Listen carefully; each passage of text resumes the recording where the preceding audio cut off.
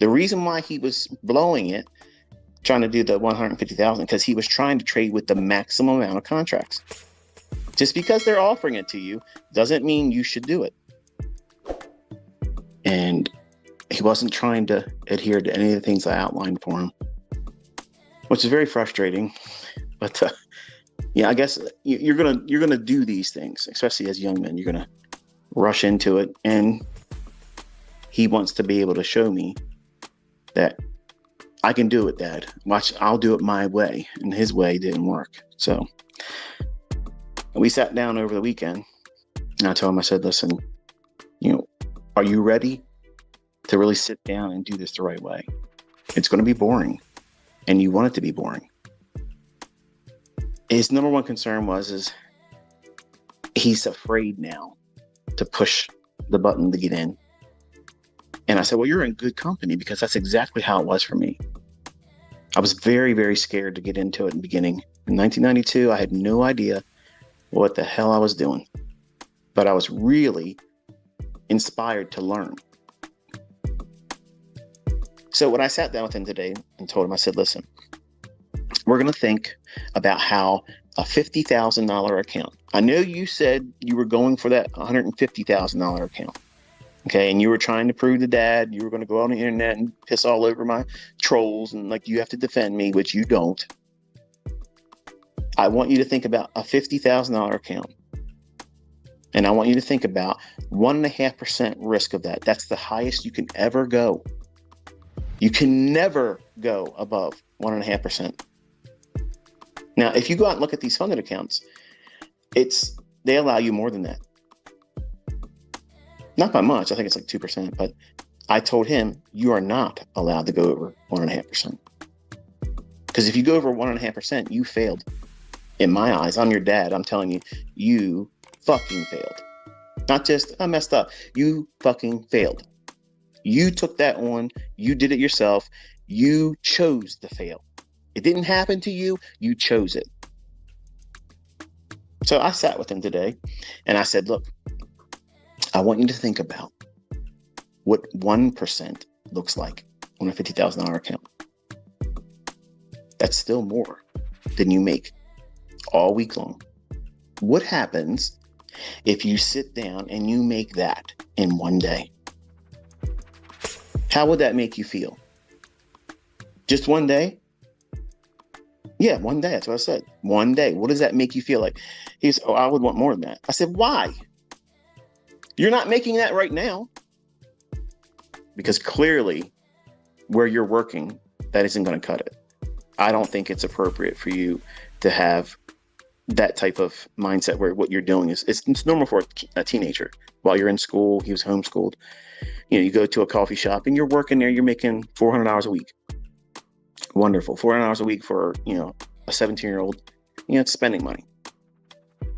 You work all week long around these insufferable people that come to the location where he works at.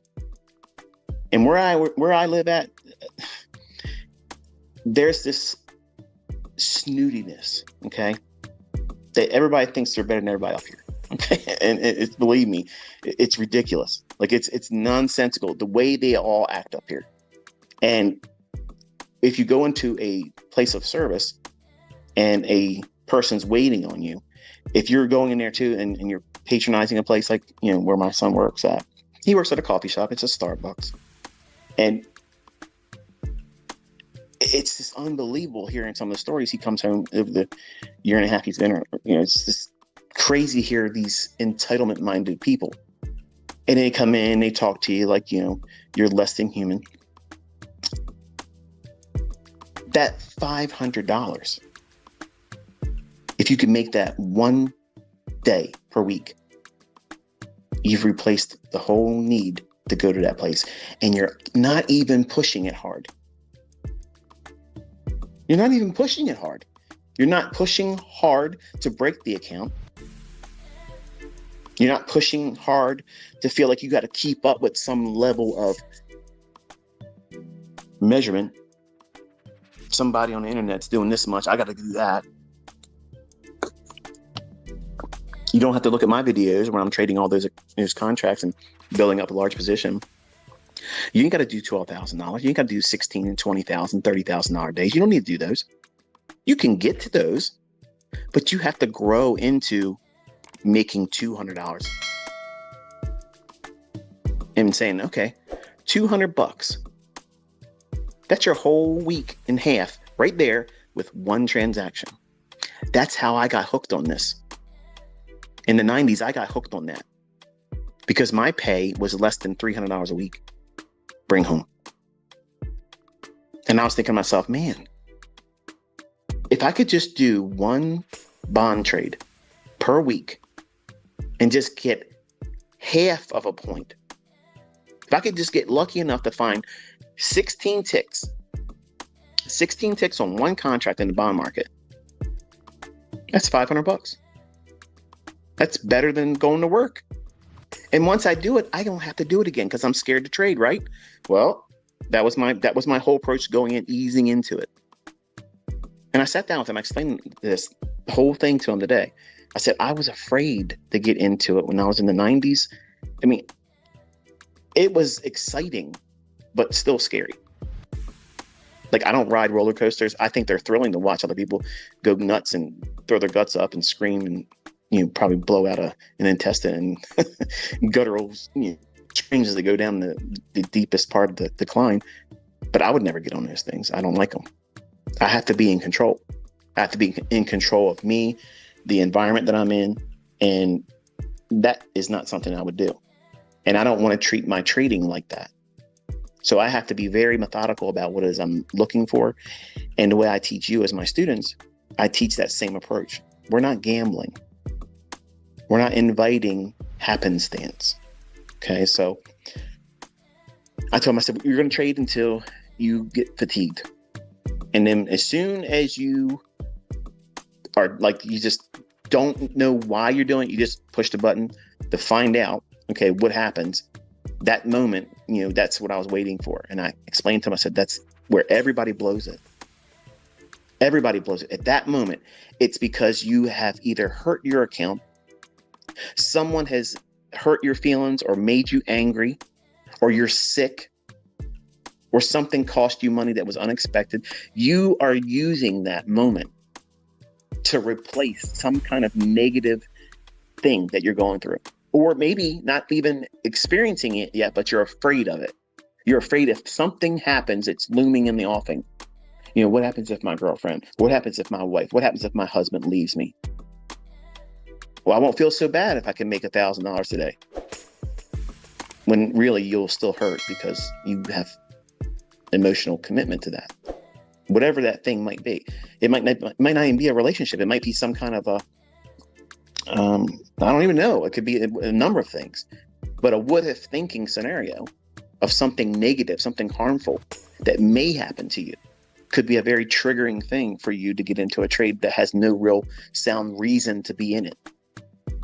And you're looking at it with the expectation, if it pays out, this is a better use of my time than sitting around worrying about something that may or may not even happen.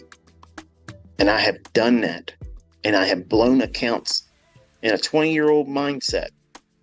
I was fearful of a lot of things that never fucking happened. I had so many unrealistic fears. What if this happens? What if that happens? What if this happens? And none of it ever happened. It never happened. But they were so overwhelming to me at the time that it forced me to take on trades and take on risk, hoping that if I got paid out correctly on the other side of that trade, at least it was better than me sitting there twiddling my thumbs in fear of what may not or may come. The uncertainty of what if thinking is paralyzing. But when it's not paralyzing, it's the instigation to take you into a gambling environment. Think about it. I promise you, if you do some serious soul searching, you could go back to those times where you blew your accounts, where you've done serious damage and drawdown in your accounts. You've probably many times been in that same circumstance and not even realized it. And the only way I identified it is because I was journaling it. And these same circumstances kept coming up when I blew the account.